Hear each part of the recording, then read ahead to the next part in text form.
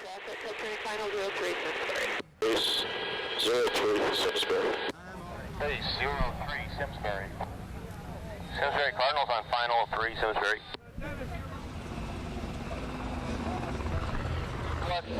Extending to 1,545, runway 3.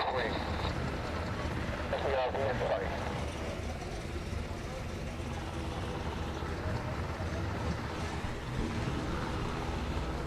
Cherry Child 73 Hotel Alpha. This is Guard Helicopter 556, I copy. Okay, Roger, a quarter way down the runway on your left, to the west, you'll see an individual in a red coat. That's where you're parking. Yeah, 556, I have an individual in red coat. Just want the nose towards him. Nose toward him is fine. Welcome to the 24th Annual Simsbury Airport Fly-In and Antique Car Show. I'm Dana. Here with us today is Mike Allen, a voice I'm sure you all know from the radio traffic reports on WTIC. Mike has been getting you and your families to work and back home for as long as I can remember. I'm Mike Allen. Our focus this year, as is every year, is the community and aviation. Connecticut has a rich history of aviation from Pratt & Whitney, Hamilton Standard, and Sikorsky, who makes the Black Hawk helicopter on display today, courtesy of the Connecticut National Guard, and so many more. Aviation is a part of our history and our community here in Connecticut. I'm Joe Bellino, and I'm the Air Boss for our 2009 Simsbury Flyin. When you come here and you see a beautiful day like this, you see all the families and all the people, it's just something that makes it all worthwhile. You know, here we try to bring together, you know, aviation in our community. That's been our theme for the last 11 years. They get a feeling from aviation from a grassroots standpoint. You know, literally what it takes to build your own airplane, all the way up to seeing something like a Black Hawk helicopter. Particularly there's individuals such as Royal Griffin, who is on our board, and you know, Steve Henschel, and just a whole bunch of people that make this, you know, make this event the great event that it actually is. You know, we enjoy doing the event. We love the people coming here, and we just want to say thank you for all the people that support it and all our sponsors. The Simsbury Airport Fly-In is the largest event of its kind in New England, bringing in aircraft and people from just down the road to as far away as Maine, New Hampshire, Vermont, Massachusetts, Rhode Island, and even upstate New York. This annual event lets anyone interested in aviation have the opportunity to get up close and personal with a multitude of aircraft to experience aviation as a hobby and profession. At the Fly-In, anyone and everyone can see and touch all types of aircraft from all periods in history. There are even a few military aircraft on display as well. Ready, set, go. Okay.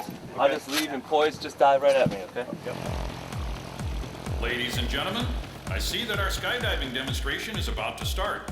If you direct your attention to the center of the far side of the runway, you'll see the red and white Cessna that will be carrying our skydivers aloft.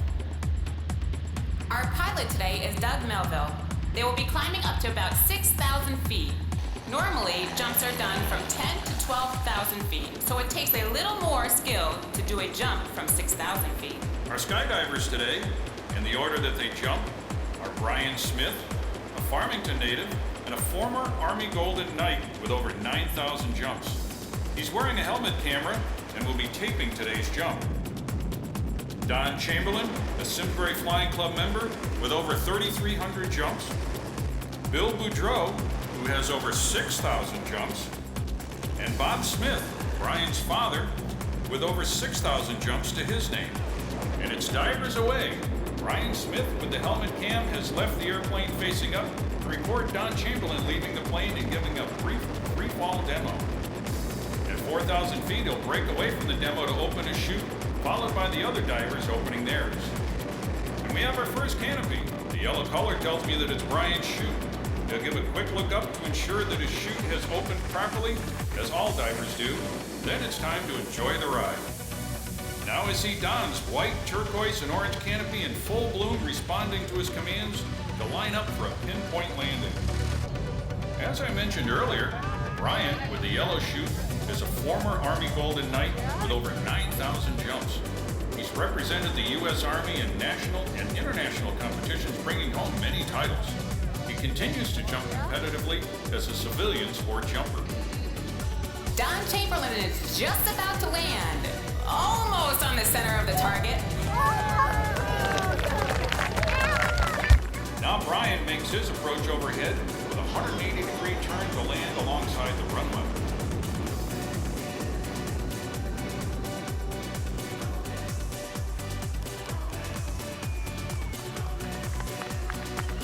It's Bill Boudreau's turn to pilot his blue and yellow striped parachute in for another successful landing. And finally, here comes Bob Smith with his patriotic red, white, and blue USA chute.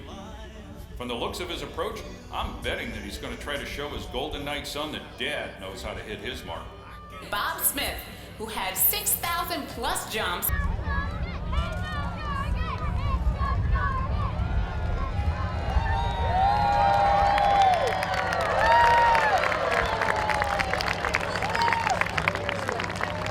Don, what got you interested in skydiving?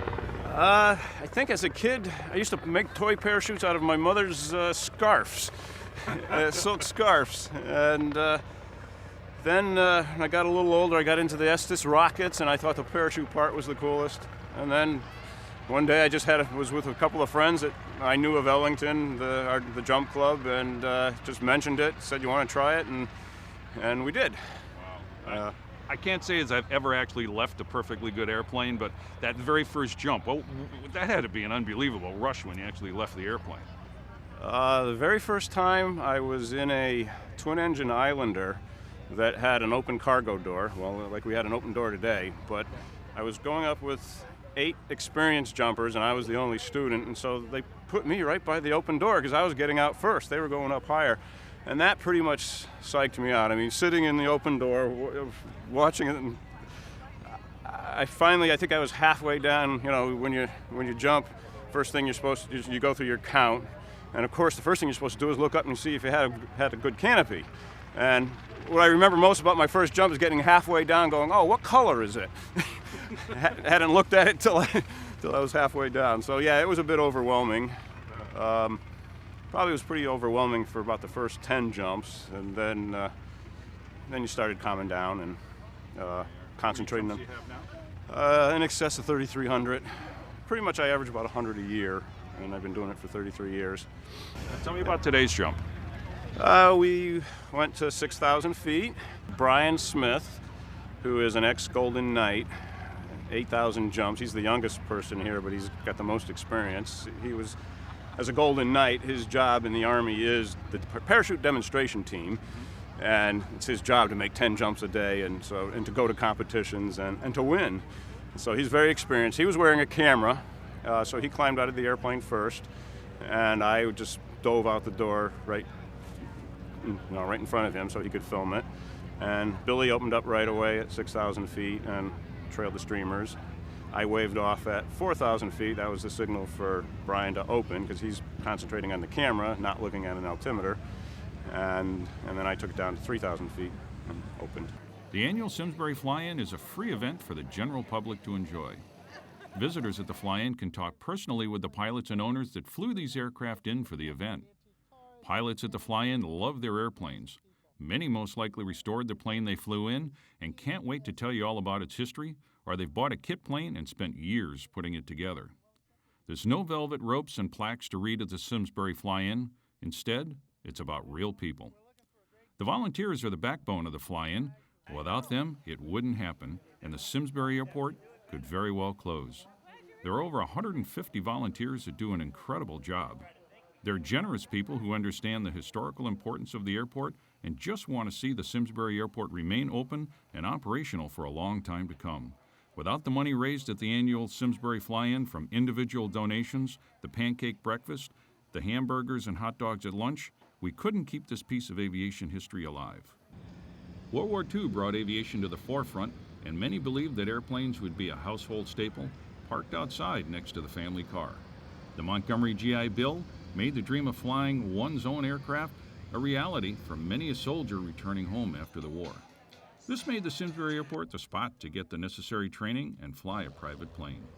Well into the 1960s, several old Grumman TBM Avengers and World War II torpedo bombers used as crop dusters could be found parked at the airport as well. David Turner, Sandy. We're from Hopkinton, Massachusetts. We keep the plane based in Mansfield, Massachusetts, just southwest of Boston, probably 30, 40 miles. And we flew out yesterday. Came out, it's about a 40-minute flight. And we spent the night here, a local hotel. We had a great time.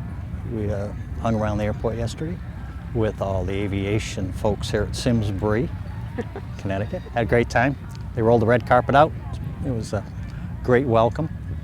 And the aircraft is a 1946 Globe Swift. There were about 1,500 of them manufactured. Of that, there's about 400 left flying around the world. The airport here in Simsbury is practically an historical landmark in itself. The airport has been around since the early years of aviation and saw its first airplane in the late 1920s or early 30s. The airport was initially used as a flight training field, and even today you can find an enthusiastic student pilot taking his or her first solo from here. Aviation history isn't isolated to airfields. Rooftops also played a role. To help pilots navigate in the 1920s and 30s, very large arrows were painted on the tops of roofs, pointing pilots to nearby airports, helping to guide them to their destination. The Simsbury Airport played a role in supporting our nation during World War II. In the early days of the war, the airport was used by the Pioneer Parachute Company for testing its chutes in support of the war effort and our pilots overseas. Yeah, we're gonna give you time to do it. We have a pretty good ground track all squared away from yesterday. Okay. We'll come down the initial on echelon, fan brake. We can smoke if we want in the brake. Turn it off when you roll out on downwind. Just something fun for the crowd. I guess. Ladies and gentlemen, boys and girls, coming up shortly is a formation flying demonstration by 4 of Simsbury Flying Club's pilots and aircraft owners. They call themselves the Yankee Clippers. The Yankee Clippers will be taking off in 3-second intervals and climbing up to 1,000 feet. After they join up, they will fly back over the runway in fingertip formation. In the lead aircraft is Bob Upson flying his candy apple red RV-6, followed by Mark Siegel in his red, white, and blue RV-8. In third position is Dick Axelrod piloting his blue and white RV-7. And bringing up the rear is Dave Rogers in his red and white RV-4.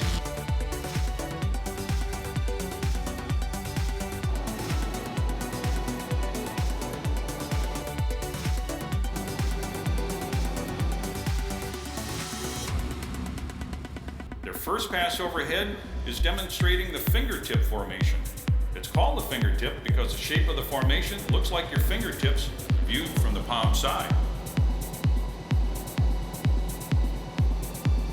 As they come overhead this time, they're in the echelon formation. Their next pass will be a diamond formation. Listen carefully and you will hear the lead pilot, Bob Upson, call for smoke on. Clippers, smoke on, now. And here they come now. Look up and you'll see their smoke on. In this formation, the airplanes are about 6 to 8 feet apart and maneuver as one aircraft by following exactly what the lead aircraft does. Bob Upson called for smoke off. Clippers, smoke off, now. After they land, the Clippers will taxi the aircraft to the display area where you can take a closer look at their beautiful airplanes and ask the owners what it's like to build and fly them. Clipper lead was flown by Bob Upson. Bob started flying in 1967. Clipper number 2 is Mark Siegel. He is currently a pilot for American Airlines and was a United States Air Force T-38 instructor pilot for the 50th Flight Training Squadron. Clipper number 3 was Dick Alrod. Dick has been flying for over 37 years. Clipper number 4 was Dave Rogers. Dave has been involved in general aviation for several years. I've been a pilot for 43 years. I started flying back in the mid-60s And I've been doing it as a profession since the latter part of 69, August of 67. And so it's been worked on through as a private, commercial, and have all the ratings. And I'm also a designated flight examiner, so I give the people their tests. I cover pretty much Connecticut and Massachusetts. I've been involved with the fly-in for about 10 years. It started as a very small event, probably about 10 years ago, and we've worked it into a huge event like it is today. It brings the community together to see all the cars and all the airplanes here. It's just a great thing for everybody. Joe Bellino is our chairman, and with his great effort and many of us to kind of making it bigger all the time, it just make it flow so well. With Joe's help, it's been fantastic. And we have many others, so many, I can't name them all, but it's been a great event. Without one thing, it really makes a big difference, and that's our volunteers. It takes over 100 volunteers to make this work. The Simsbury Airport is a unique asset loved by its pilots. Unfortunately, airports like this are closing at an alarming rate. When an airport closes, that's it. It doesn't reopen. By treasuring airports like the Simsbury Airport and preserving them, we all benefit by keeping a piece of the community and aviation history around for the next generation of private pilots and aviation enthusiasts. The Simsbury Flyin is one of the largest events of its kind in New England. Nowhere in the Northeast can you see this many different airplanes in one place, all while enjoying a hamburger or a hot dog and watching a child's eyes grow wide as love for airplanes and aviation is born. At the Simsbury Flyin, you'll come across airplanes from the dawn of aviation before Lindbergh flew across the Atlantic Ocean to the venerable Piper Cub. Over the years, the Flyin has become more than just airplanes. Antique cars have become a big part of the show as well. The Antique Car Show was added about 10 years ago because of Mother Nature, when the Flyin got weathered out and no airplanes could fly in that year. Even with the weather and the missing fly-in portion, a few hundred people still showed up for the car show, saving the day from a total loss. From those early days, the Antique Car Show has grown to become a very important part of the fly-in and significant draw for the community. Among hundreds of very special cars, my personal favorite this year was the 1957 Ford Thunderbird. In fact, the car show portion of the fly-in has grown so large that for the first time we had to limit the number of cars this year due to space available on the airfield. Norman Rockwell could have painted the Simsbury Airport with its quaint small-town New England feel. There are far too few airports like this one left. A dedicated group of volunteers, also known as the Simsbury Flying Club, keep this airport going and operational. Back in the mid-'80s, the fixed base operator, in other words, the company running the airport, went out of business. In order to keep the airport operating, a group of local pilots and aviation enthusiasts formed the club. The Simsbury Flying Club is committed to preserving and maintaining the airport and its history. On many afternoons when I drive to the airport to do the afternoon traffic reports, I see fathers, mothers, sons and daughters sitting on the fence or at one of the picnic tables, watching airplanes taking off or landing. This is where the dreams of flying and becoming a pilot begin. These airports, and all the ones like it, are part of our country's heritage. This country has been a leader in aviation from the Wright brothers to putting a man on the moon. And small airports like the Simsbury Airport is where it all starts.